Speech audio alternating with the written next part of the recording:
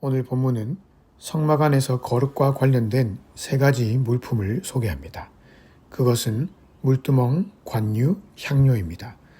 물두멍은 제사장들이 성막 내부로 들어가기 전에 손과 발을 씻음으로 자신을 거룩하게 만드는 도구입니다. 관유는 기름의 한 종류로서 제사장뿐만 아니라 성막 안에 있는 모든 기구들에게 발라서 그것들을 거룩하게 만드는 도구입니다.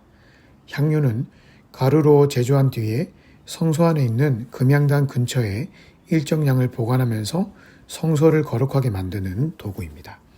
그 중에서 오늘 아침에는 관유 제조법과 사용법에 대해 깊이 묵상해 보았습니다. 관유는 그것이 닿는 곳마다 거룩하게 만드는 기름이었습니다. 그것이 회막에 발리면 회막이 거룩해졌고 그것이 증거궤에 발리면 증거궤가 거룩해졌습니다. 어떤 물건이든지 모두 마찬가지였습니다. 관유와 접촉하는 것, 관유가 가는 곳곳마다 사람이든 물건이든 모든 것이 거룩해졌습니다. 물론 이것은 관유 자체의 능력이 있어서가 아닙니다. 하나님이 관유를 거룩하게 만들어 주셨기 때문에 그런 기능을 수행할 수 있었던 것이죠. 저는 오늘 아침 이 관유를 보면서 저의 삶이 이 관유와 같이 가는 곳곳마다 하나님의 거룩을 드러내는 삶이 되면 얼마나 좋을까 생각해 보았습니다. 관유가 닿는 곳곳마다 정결하지 못했던 곳이 거룩해지듯이 내가 가는 곳곳마다 악하고 더러운 문화들이 사라지고 미움, 다툼, 시기로 얼룩진 공동체가 나로 인해서 거룩한 공동체가 되는 관유와 같은 삶을 살아간다면 그것이 얼마나 아름다운 인생일까 생각해 보았습니다. 그러는 가운데 제 눈길을 끄는 구절이 하나 있었습니다. 바로 25절입니다.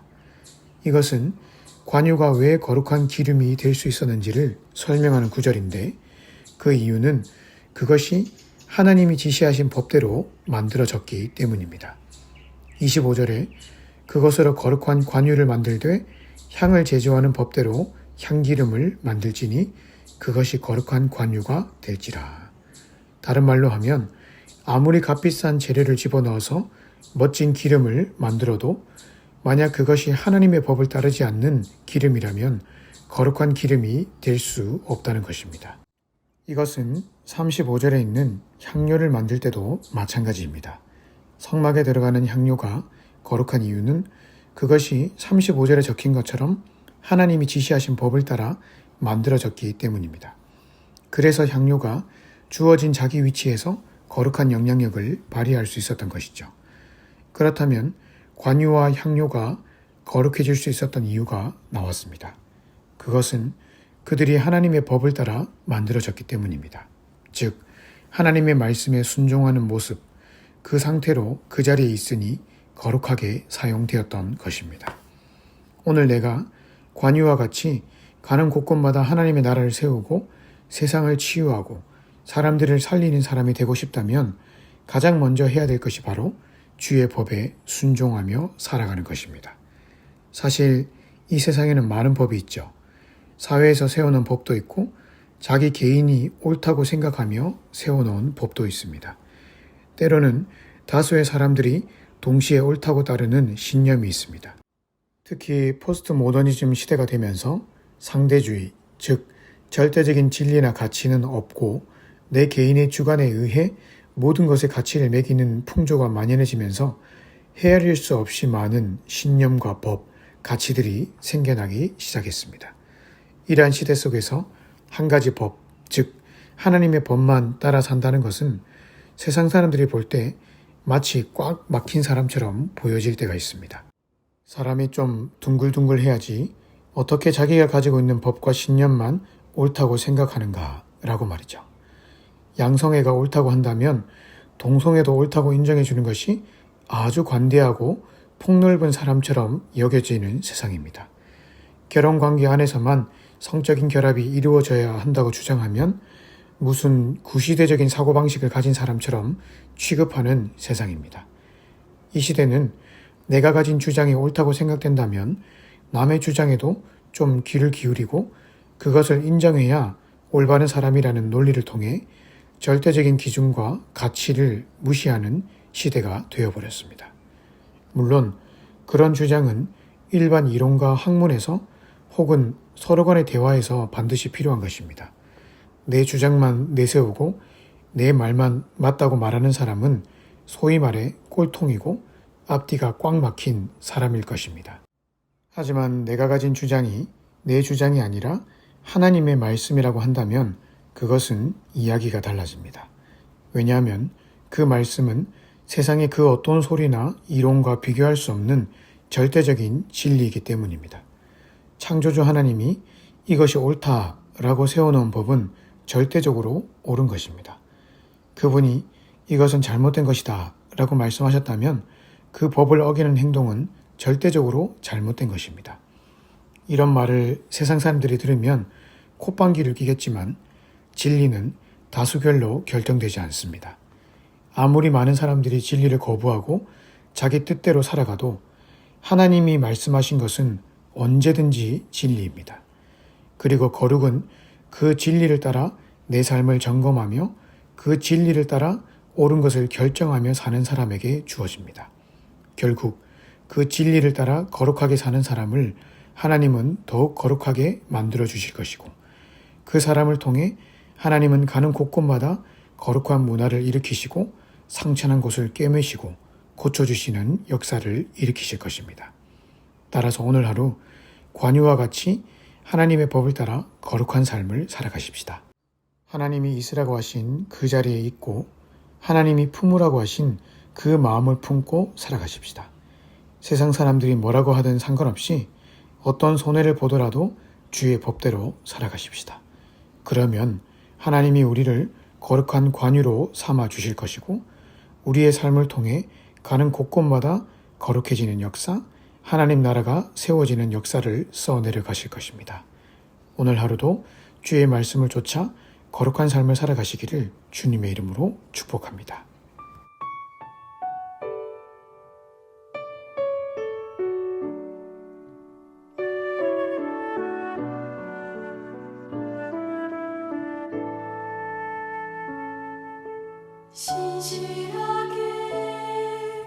진실하게 거룩하게 살게 하소서. 신실하게